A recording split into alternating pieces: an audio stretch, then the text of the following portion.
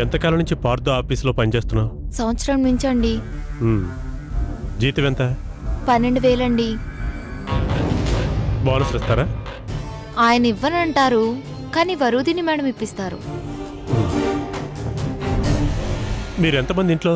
మందేసుకునే నాన్న, మందులేసుకునే అమ్మ, చూపులేని తమ్ముడు, సరిగ్గా చూసుకోలేని అన్న. ఇది సార్ నా ఫ్యామిలీ.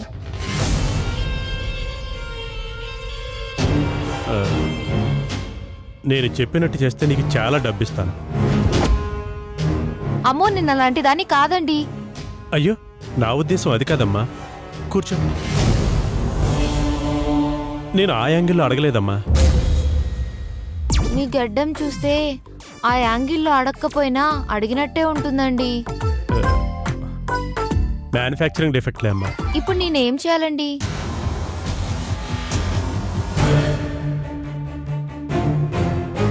ఈ ఫోన్ తీసుకోవాలి.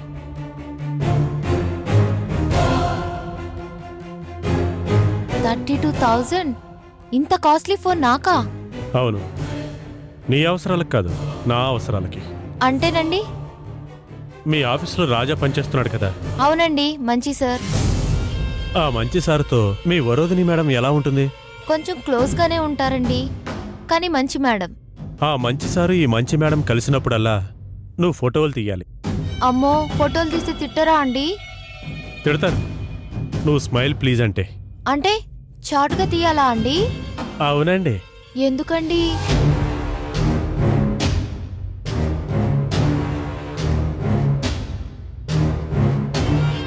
ఎందుకు? మళ్ళీ ఇదేంటండి? 10,000 నీకే. నాకెందుకండి?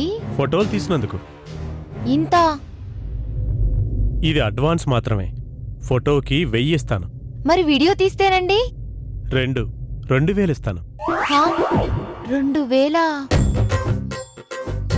ఈ ఫోన్ కూడా నాకేనా అండి? నీకే. ఫోటోకి 1000, వీడియోకి 2,000, అంతే కదండి? అవును. ఇది కూడా నాకేనా అండి? ఎస్, నీకే. అలాగేనండి.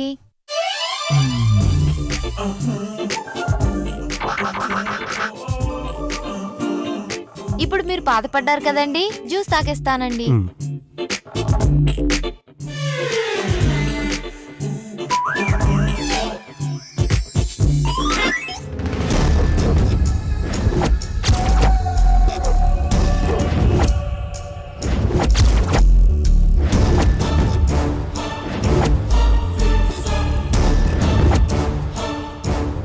Good morning sir. Morning morning. ఏ ఆగాగు, ఏంటది? Cell phone sir. చాలా కాస్ట్లీ ఫోన్ లా ఉంది. అవునండి. ఎవరిది? నాదే సార్. నీదా? నీ జీతం ఎంత తల్లి? మీ జీతంలో సగం సార్. నేనే జీవితంలో కొనలేను, అలాంటిది అంత తక్కువ జీతం తీసుకునే దానివి నువ్వెలా కొన్నావు? కొంటే కదా సార్. కొనలేదా అంటే కొట్టుకొచ్చావా? నా బర్త్డేకి గిఫ్ట్ గా వచ్చింది. సంవత్సరానికి ఎన్నిసార్లు పుడతావు తల్లి? పోయిన నెలలో సగం పుట్టి ఈ నెలలో సగం పుడతావా? అది తెలుగు క్యాలెండర్ ప్రకారం చేసుకున్నాను, ఇది ఇంగ్లీష్ క్యాలెండర్ ప్రకారం చేసుకున్నాను.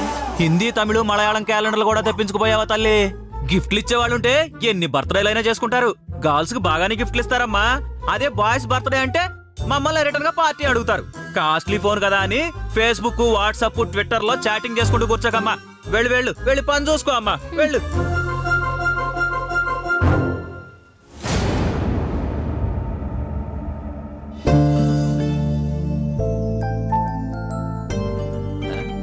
Good morning madam. Very good morning.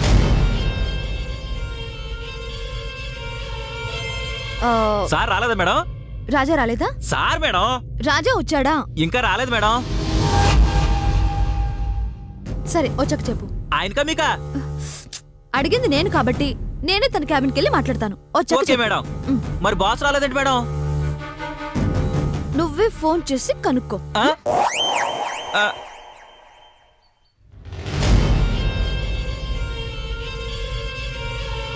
అంటే రాజా సార్ రాగానే వరుదిని మేడం ఆ గదికి వెళ్తుందన్నమాట.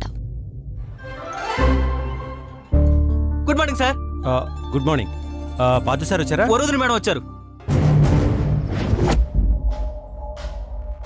ఆహా, పార్థు సార్ వచ్చారా అని. వరుదిని మేడం వచ్చారు సార్. ఏమయ్యా నీకేమైనా చెవుడా? నేనేం అడుగుతున్నావు, నువ్వేం చెప్తున్నావు? మీరు వస్తే వచ్చినట్టు చెప్పమని ఇప్పుడే చెప్పెళ్ళారు సార్. నేను వెళ్ళి చెప్పొస్తాను సార్. హలో, ఎవరికి? వరుదిని మేడం సార్. వరుది నీకా?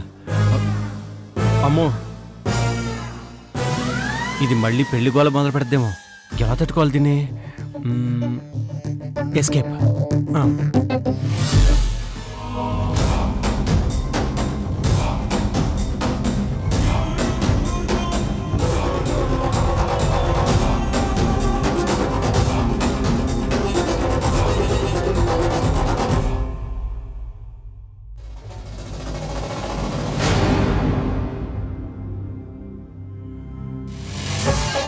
సార్ వరుదిని మేడం వచ్చారు సార్. ఆ? సారీ రాజా సార్ వచ్చారు. ఓకే, నేను వస్తాను, నువ్వు వెళ్ళు. పని చేయండి. ఏంటా సో చెప్పుకోండి.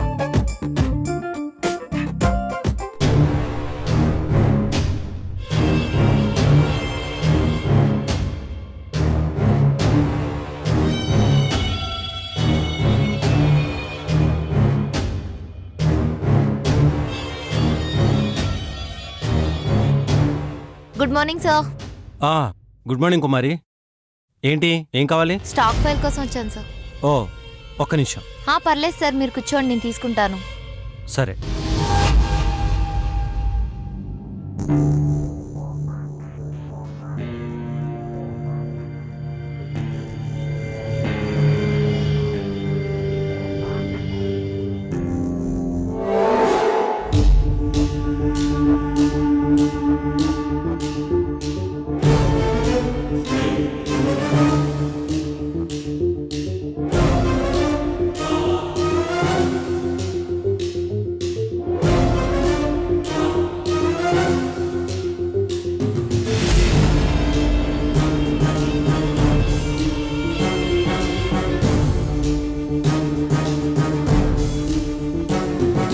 ఏంటి కుమారి? దొరికింది సార్.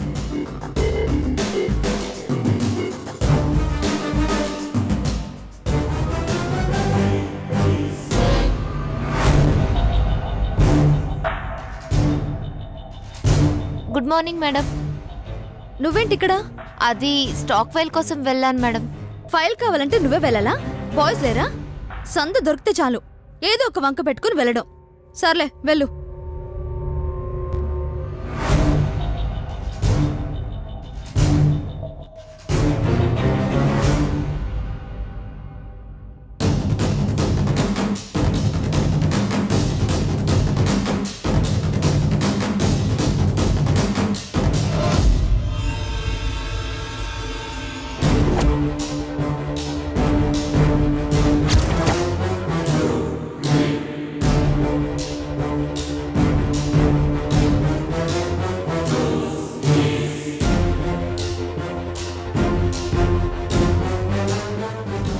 Good morning sir. వచ్చావా? రామ్మారా. ఏంటి సార్ అంత సీరియస్? నేనేమి ఆస్తులు రాయించుకోవడానికి రాలేదులే. పాస్తులు తప్ప మనకు ఆస్తులు ఉంటే కదా నువ్వు రాయించుకోవడానికి. చూసావా నేను నీ ఆస్తులు చూసి కాదురా మా కావ్యం నీకు ఇవ్వాలనుకునేది. ఏమీ లేకపోయినా అన్నీ ఉన్నట్టు బిల్డప్ ఇచ్చే వాళ్ళకన్నా ఉన్నది ఉన్నట్టు చెప్పుకునే నీ మంచి మనసు చూసి. మొదలెట్టావా? గుళ్ళోనే శ్రీకారం చుట్టాన్రా. ఆ టాపిక్ గుళ్ళోనే పులి స్టాప్ పెట్టాను కదా. నేను దానికి కామా పెట్టాన్రా. నువ్వు ఒప్పుకున్న తర్వాతే నేను దానికి ఫుల్ స్టాప్ పెడతాను. నేను నీకు దండం పెడతానే. ఆయన నేను నిన్ను వదిలిపెట్టాన్రా. వదిలే అమ్మా ప్లీజ్. అయితే గుళ్ళో చెప్పింది నిజమేనా? నిజమే. అరే అదెప్పుడు జరిగిపోయింది కదరా. కానీ నేను ఇంకా బ్రతికే ఉన్నాను కదా. ఉన్నావ్రా, ఒంటరిగా బతికే ఉన్నావు. ఇలా కాదురా ఉండాల్సింది. జరిగిపోయిందాన్నే గుర్తు చేసుకుంటూ నువ్వు ఇలా కూర్చుంటే కుదరదురా.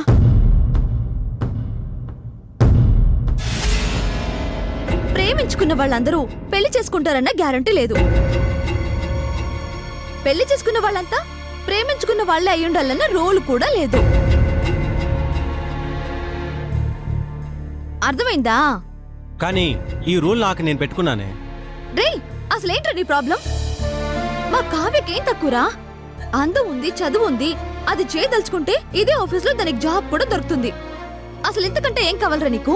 మధ్యలో నువ్వు కావ్య పేరెత్తకు. నేను అసలు పెళ్లి గురించి ఆలోచించట్లేదా అంటే నువ్వేమో ఈ ప్రాబ్లం ని మీ ఫ్యామిలీతో ముడిపెడుతున్నావు.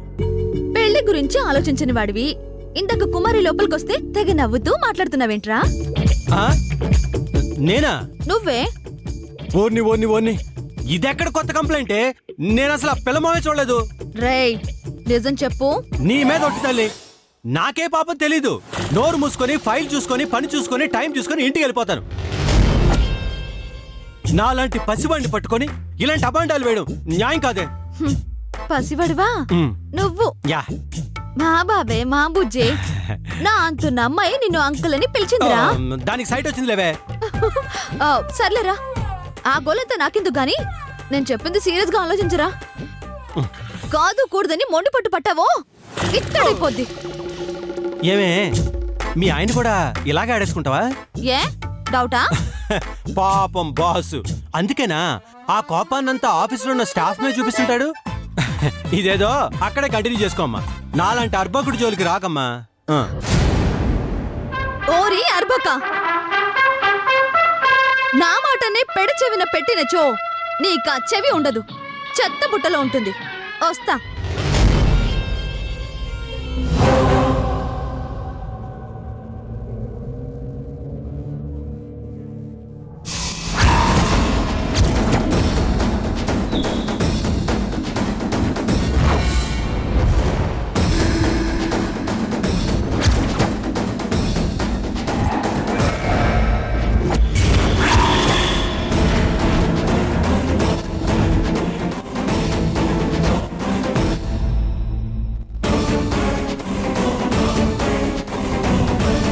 మళ్ళీ ఏంటే?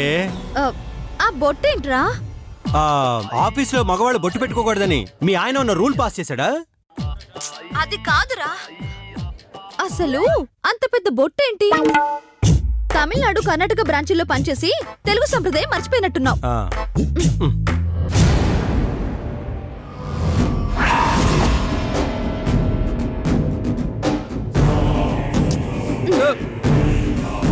ఏ, మరుదిని మరు.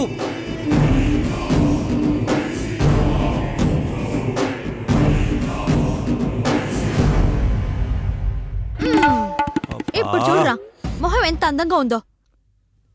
ఇక్కడ కళ్యాణ తిలకం ఎప్పుడు పెడతానో ఏంటో. అమ్మా, పెళ్లిళ్ళ పేరమ్మలాగా మారకమ్మా. నువ్వు పెళ్లి కొడుకుగా మారేదాకా నేను ఇంతేరా.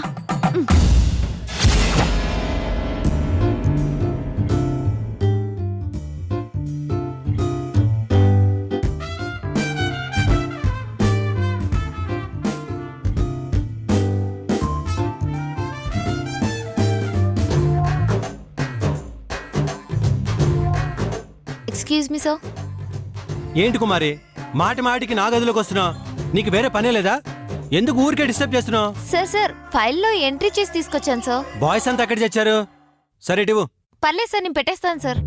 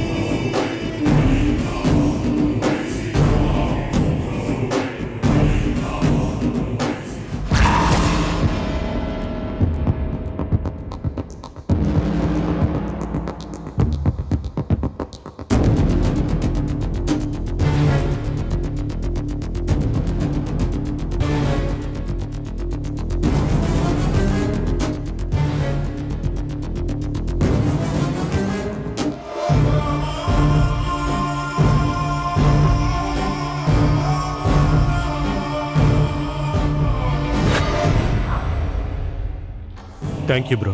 నా పేరు మాత్రం బయటికి రాకుండా చూడండి సార్. నో, దీని పేరే బయటకు వస్తుంది. దీనికి వీడికి ఉన్న అక్రమ సంబంధం మాత్రమే బయటకు వస్తుంది.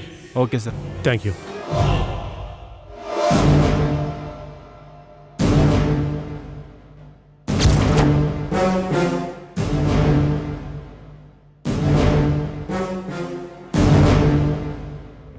వరోధిని, ఇప్పుడు కాదన్నా నీ మొగుడు ఏదో ఒకరోజు నా దారికే వస్తాడు.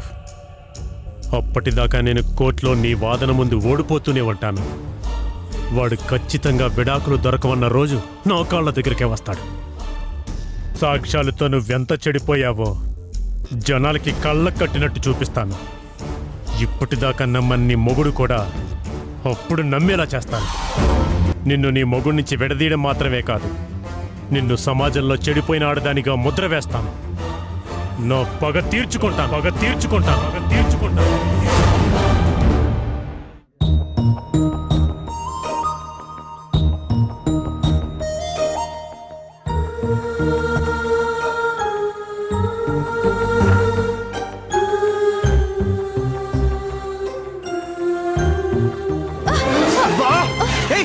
మీద పడతావేంటే? బెడ్ లేకపోతే కింద పడేదానండి. బెడ్ లేకపోతే ఎంత బాగుండేదో, కింద పడేదాన్ని. నేను కింద పడ్డా మీద పడ్డా ఒక్కటేనండి, బండరాయి మీద పడ్డట్టు. ఇది స్ట్రాంగ్ బాడీ అమ్మా. ఏం లాభం, రోబో కూడా ఉంటుంది, స్టీల్ బాడీ. నీతో సింగిల్ వర్డ్ మాట్లాడటం కూడా తప్పేనే. ఆ సింగిల్ వర్డ్ లో కూడా మీకు డబుల్ మీనింగ్ కనిపించిందా అండి? అయ్యో లేదండి, అది సింగిల్ మీనింగే. రోబోకి హార్ట్ ఉండదు కదా. ఏంటండి మూసేస్తున్నారు? ఏంటి? అదే దుకాణం సర్దిస్తున్నారేంటా అని. నాకు మూడ్ లేదు. ఎప్పుడుంది గనక? ఏయ్, ఎక్కువ మాట్లాడకుండా పడుకో.